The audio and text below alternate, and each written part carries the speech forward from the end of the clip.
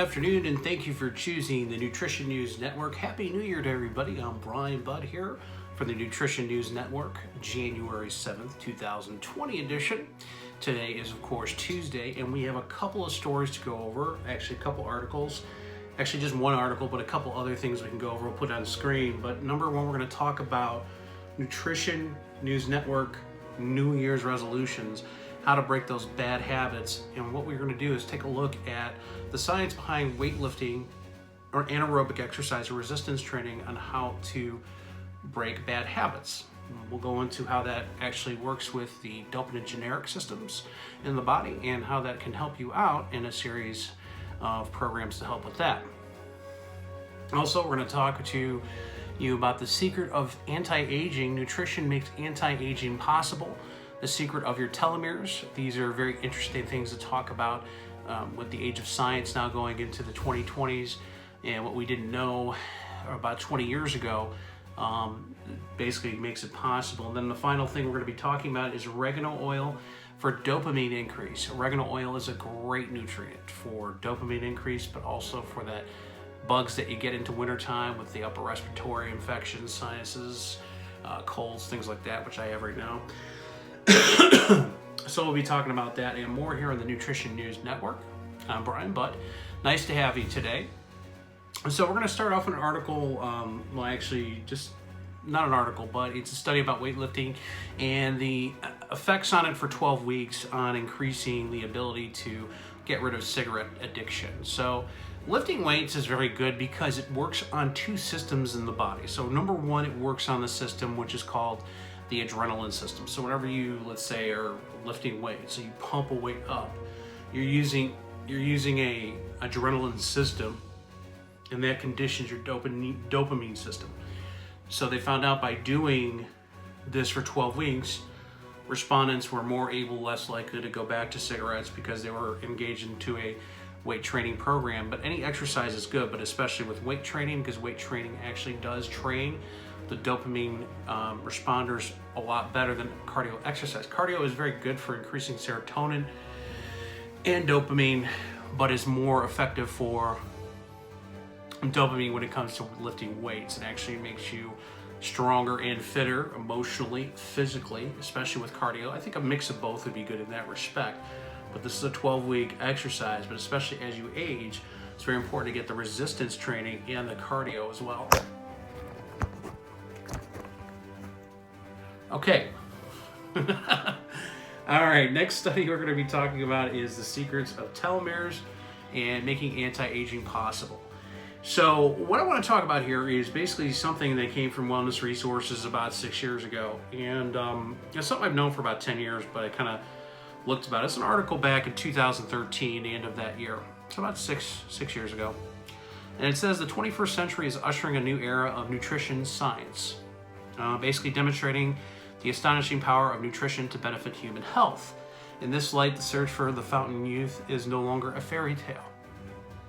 It goes on to say, scientific findings now suggest that nutrition may be able to turn back the clock, at least a little bit, and the science clearly shows that nutrition can slow down the rate of biological aging. A number of health concepts contribute to this view. In this article, he examines the emerging body of nutritional science in the context of improving your telomeres, a key approach to true anti-aging. Now, people would say, well, why would you talk about this? You age, you die, whatever. But there's a lot of things you can do to extend your telomeres. And telomeres is basically, as he goes into this, is a repeating sequence of DNA. So think of it like on your shoestring, you have that plastic coating. And whenever there's any kind of free radical damage, the coating goes down, the coating goes down, the coating goes down until you have no telomeres left. And that's called the Hayflick limit. So the Hayflick limit says you can lift up to 120 years. Anything past that, those telomeres can't go anymore. So that's why they're doing all these studies into like the animals like, the crustaceans that can live 500 years. They're looking at that kind of science. The only thing is I don't agree with splicing genes to make humans more like lobsters. I think that's, when you get into that stuff, there's a lot of side effects that are unwanted. Anyways, a telomere is a repeating sequence of DNA at the end of a chromosome. So basically, each time a cell replicates and divides, the telomere loses some of its length. Eventually, the telomere runs out, and the cell can no longer divide and rejuvenate, triggering a poor state of health that contributes to disease risk and eventual cell death.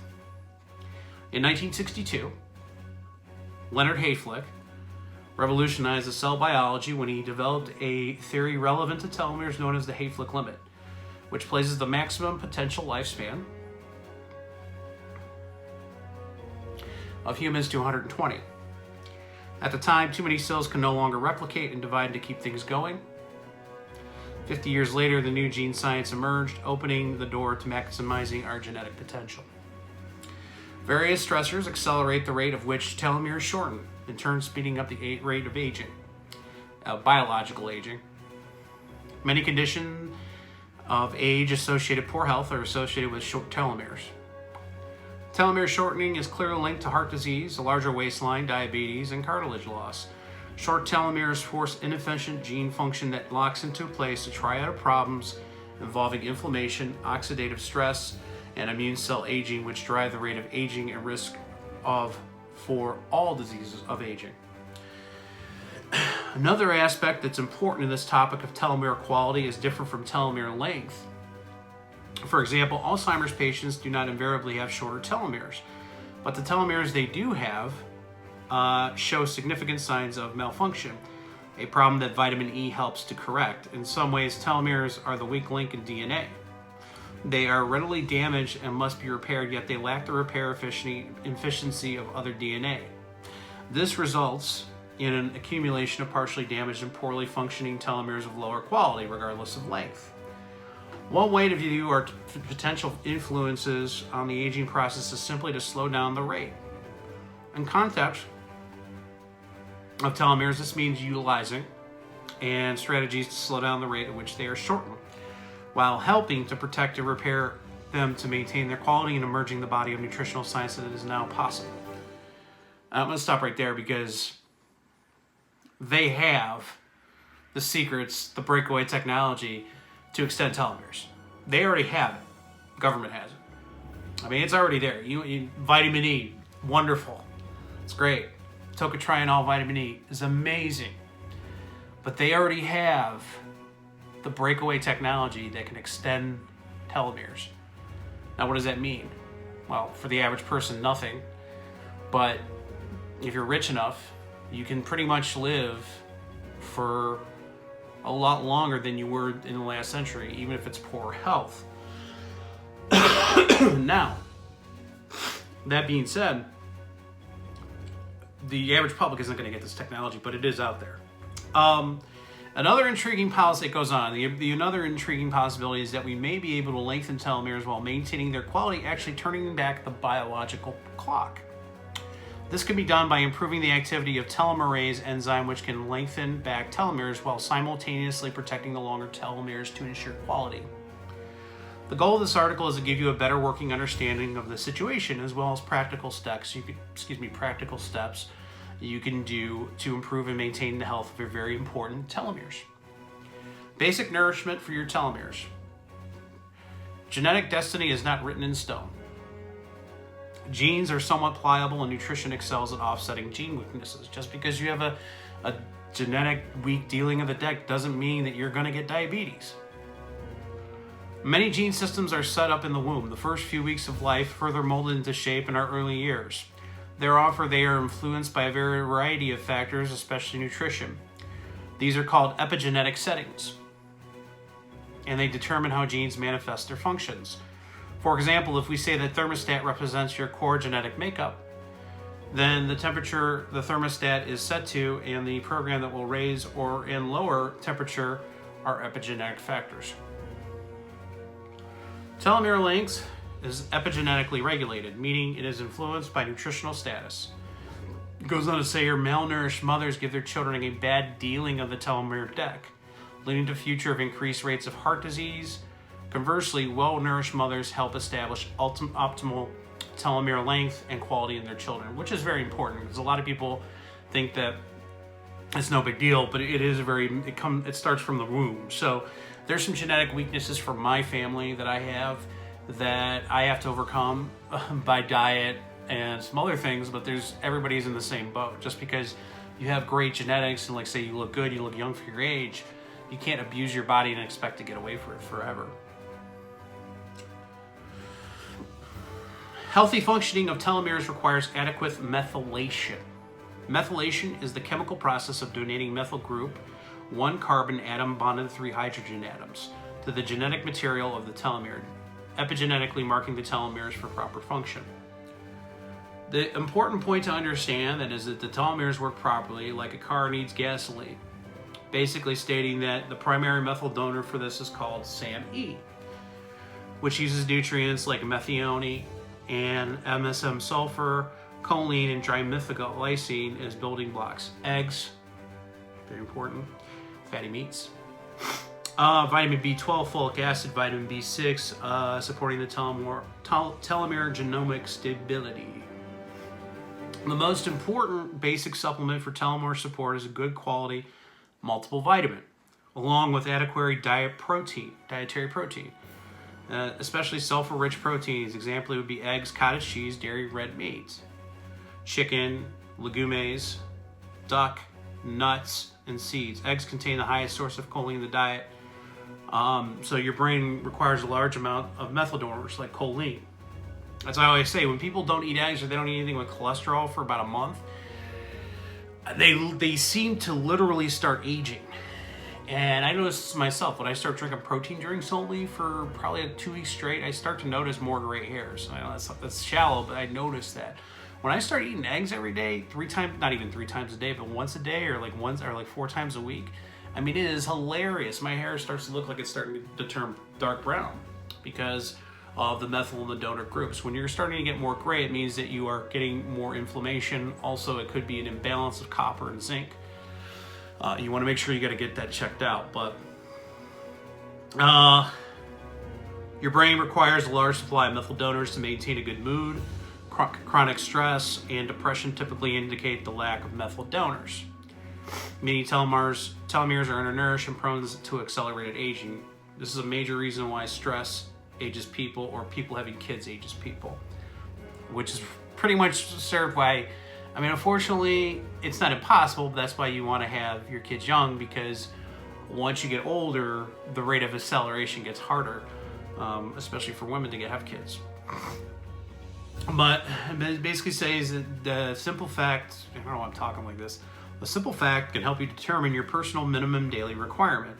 So basically, if you have a good mood, you don't need as much, but if you need some more B vitamins, that might help you out if you're going through a stressful event.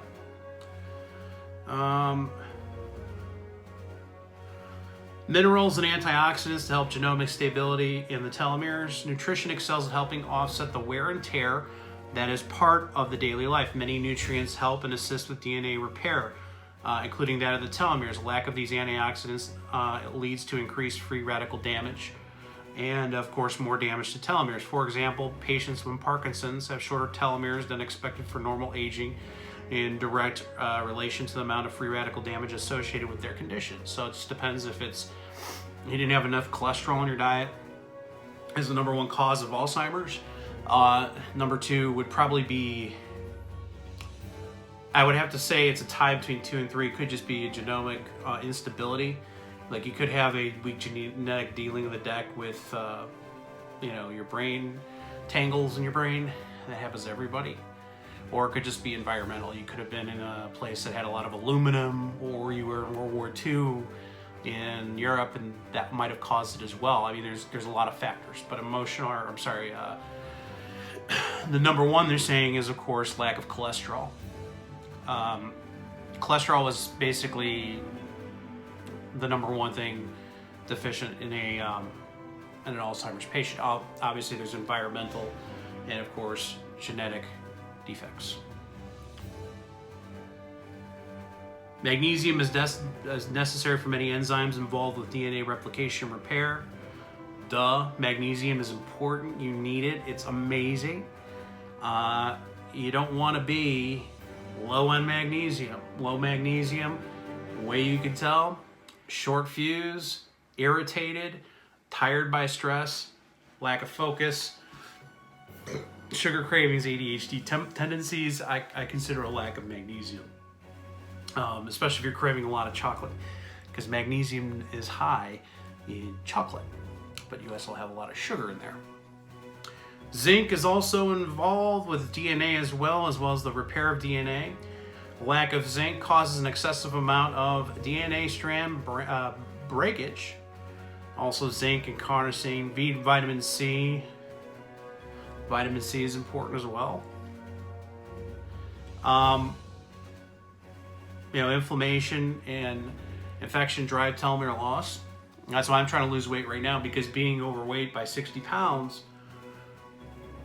your inflammation markers, if you're obese or overweight, those markers are turned on 24/7. So there's not an off switch. You got to get that weight down. That's important. That's what I'm trying to do myself.